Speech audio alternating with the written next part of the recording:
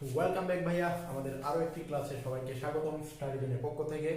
So আজকে আমরা করব হচ্ছে গত ক্লাসের পরবর্তী যে থেকে আমাদের পড়াশোনার কথা ছিল, সেটা হচ্ছে গত ক্লাসে আমরা এই পর্যন্ত পড়েছিলাম ইলেকট্রন বিন্যাস পর্যন্ত শিখেছিলাম খুবই সহজে। তো ওই ইলেকট্রন বিন্যাসটা 1 থেকে 40 পর্যন্ত বাইরে কাজ ছিল, কে কে করেছো অবশ্যই কমেন্ট বক্সে জানাবা ক্লাসটা দেখে, এবং আগে থেকে একটু বেটার ওয়েতে করতে পারছো কিনা সেটা জানাবা। ওকে, দেন আসো আমরা বলছিলাম এই ইলেকট্রন বিন্যাসটাই আরো শর্টকাটে করা যায়, অর্থাৎ ইলেকট্রন বিন্যাস একটা হ্যাক্স আছে, ওই হ্যাক্সটা একটু শেখার ট্রাই করবো। তারপর ইলেকট্রন বিন্যাসে কিছু ব্যতিক্রম আছে, ওই ব্যতিক্রম ধর্মী নিয়মগুলো আজকে আমরা কাজ করব। আচ্ছা, তো ফার্স্টে আসো গত ক্লাসের যে টপিক বার ছিল সেটা হচ্ছে ইলেকট্রন বিন্যাস হ্যাক্স, ঠিক আছে। তো প্রথমেই আসলে আমরা হ্যাক্স করি, হ্যাক্স চুরি চুরি, ঠিক আছে, হ্যাক্স অর্থ হচ্ছে চুরি। তো ইলেকট্রন বিন্যাস আমরা এখন চুরি করে শিখবো। ওকে, তো আসো এই ইলেকট্রন বিন্যাসের হ্যাক্সটা হচ্ছে এরকম। তোমাদের একটা ছন্দ জানা লাগবে, এই ছন্দটা হচ্ছে, ছন্দটা আমার কাছ থেকে লিখো সবাই খাতায় বোর্ডে লিখে লিখে। ছন্দটা হচ্ছে সোহাগ স্যারের 2টি পিএস, 2টি পিএস, 2টি ডিপিএস, 2টি এফডিপিএস আছে, এফডিপিএস আছে। তো এই হচ্ছে ভাইয়া হ্যাক্সটা, ঠিক আছে। কেমিস্ট্রি পড়ানোর আমার একটা সিস্টেম আছে, সিস্টেমটা হচ্ছে যা কিছু রাফ বলবো আমি, অর্থাৎ যেগুলা রাফ এগুলো শুধু তুমি জানবা, পরীক্ষার খাতায় লেখা দরকার নেই, ঠিক আছে। এগুলোকে বলা হচ্ছে রাফ। এগুলো আরো যখন আরো আগাবো কেমিস্ট্রিতে তখন দেখবো আমি অনেক কিছু রাফলি লিখে দিচ্ছি, ঠিক আছে। রাফলি লিখে দেওয়ার মানে হচ্ছে এগুলো শুধু তুমি জানবা, ঠিক আছে, কিন্তু পরীক্ষার খাতায় ইউজ করতে পারবে না। বিভিন্ন কোয়েশ্চন সলভ করার ক্ষেত্রে অথবা থিওরি বোঝার ক্ষেত্রে এগুলো রাফ কথাবার্তাগুলো লাগবে, ঠিক আছে। তুমি যদি বইয়ের ভাষা বুঝতা, ঠিক আছে, বইয়ে যে ভাষাটা ইউজ করছে সেই ভাষা যদি বুঝতা, তাহলে তোমার প্রাইভেট পড়ার কোনো দরকার ছিল না, তোমার ইউটিউবে ক্লাস দেখার কোনো দরকার ছিল না। তুমি বইয়ের ভাষাটা বোঝানোর জন্যই তোমার প্রাইভেট পড়া লাগে, স্যারের কাছে ইউটিউবে ক্লাস দেখা লাগে। তো সেই সুবাদে যদি বইয়ের লাইনগুলাই আমি হুবহু তুলে ধরি, তাহলে তো আসলে তোমার এই ক্লাস দেখা বা স্যারের কাছে প্রাইভেট পড়ে কোনো মানে খুব একটা দরকার নেই। দরকার আছে তুমি তো বইয়ের রিডিং পড়লেই পারো। সো আমি কিছু রাফ কথা বলবো, যে রাফ কথাবার্তাগুলোর মাধ্যমে বইয়ের যে ভাষাটা আছে সেটা তুমি মনে রাখবা, এবং এই রাফ কথাগুলো আমি বক্সের ভিতরে ইউজ করবো, বুঝতে পারছেন। তাহলে এটা কিন্তু রাফ কথা না, এটা হচ্ছে একটা ইলেকট্রন বিন্যাসের সূত্র, ঠিক আছে। যেগুলো রাফ সেগুলো আমি বলে দিব, ডোন্ট ওয়ারি। আচ্ছা, তাহলে এই ছিল হচ্ছে হ্যাক্স সোহাগ স্যারের 2টি পিএস, 2টি ডিপিএস, 2টি এফডিপিএস আছে। দেখো এই সূত্রটা দিয়ে কিভাবে আমরা ইলেকট্রন বিন্যাস সহজে করতে পারি। ওই জায়গায় যেমন আমরা আউটবাউ নীতি অনুসারে ইলেকট্রন বিন্যাসের সূত্রটা, মানে ওই জায়গায় যেমন ইলেকট্রন বিন্যাসের সূত্র লিখছি, কিন্তু আউটবাউ নীতি অনুসারে প্রত্যেকটা অরবিটালের মান বের করে নিম্ন শক্তি স্তরে আগে ইলেকট্রন দিয়ে তারপর আমাদের উচ্চ শক্তি স্তরে যাওয়া লাগছে।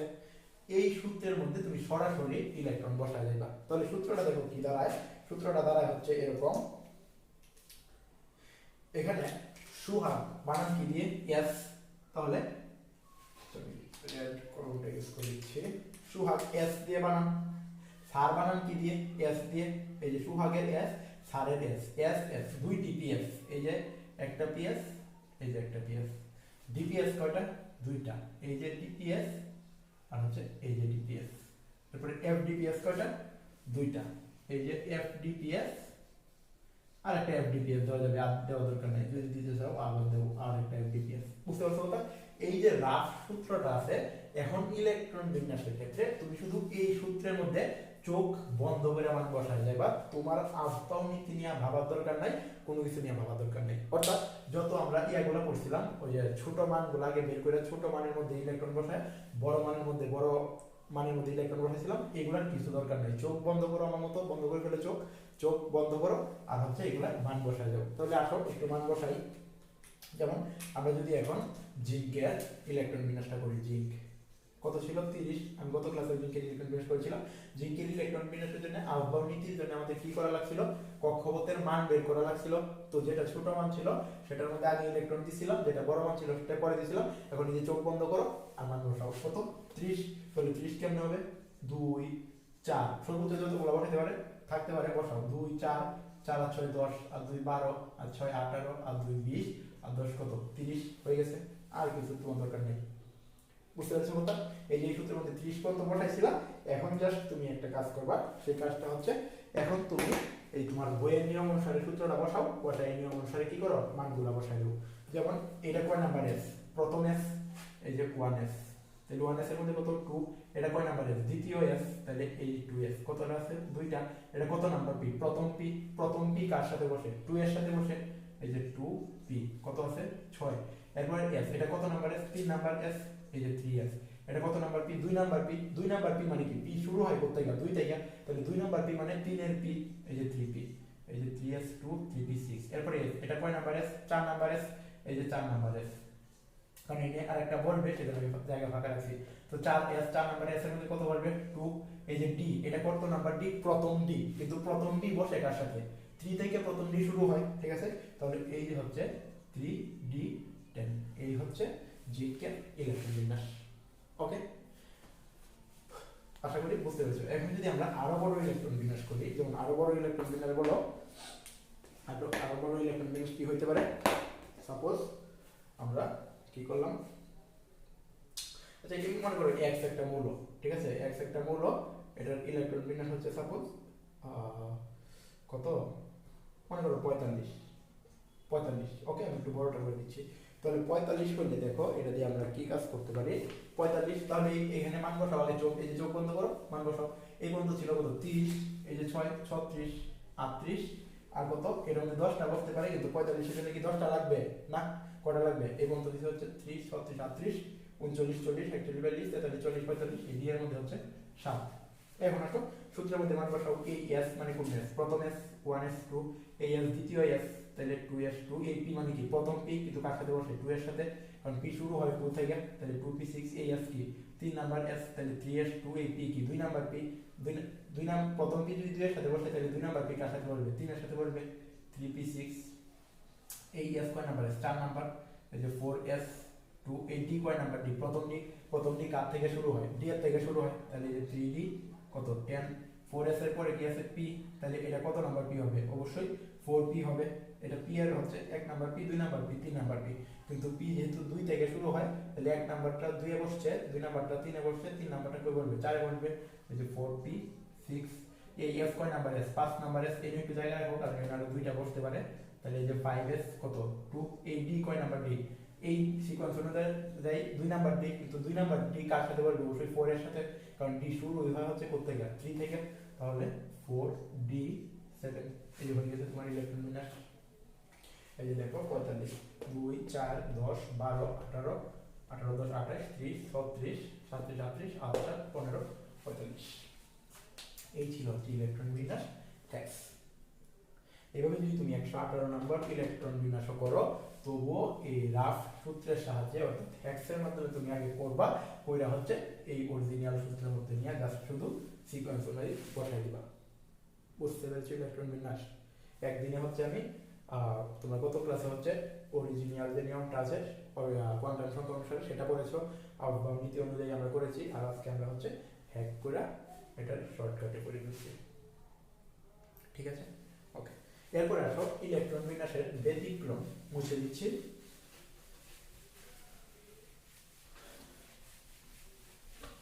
এরপরে আসো ইলেকট্রন বিন্যাসের ব্যতিক্রম, ইলেকট্রন বিন্যাস ব্যতিক্রম, ব্যতিক্রম গুলা কিন্তু সবসময় পরীক্ষায় আসে ভাই, মাথায় রেখো ব্যতিক্রম।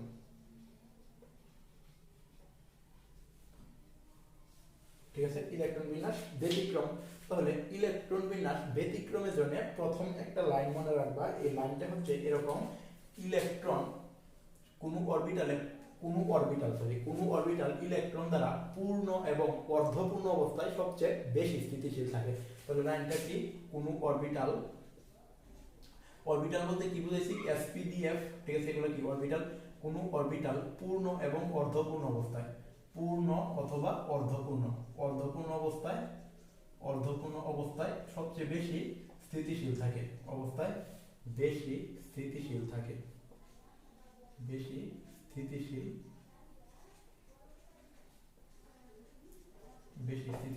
তাহলে কোন অরবিটাল পূর্ণ এবং অর্ধপূর্ণ অবস্থায় বেশি স্থিতিশীল থাকে। তো এই ধরনের ইলেকট্রন বিন্যাসগুলা দেখো ব্যতিক্রমের মধ্যে হয় হচ্ছে প্রথমেই কপার, ঠিক আছে, প্রথমেই হচ্ছে কপার। দেখো কপার নিয়ে একটু যদি আমরা কাজ করি, কপারের পারমাণবিক সংখ্যা কত 29। তাহলে কপার নিয়ে কাজ করলে ইলেকট্রন বিন্যাসটা চলো আমরা করি।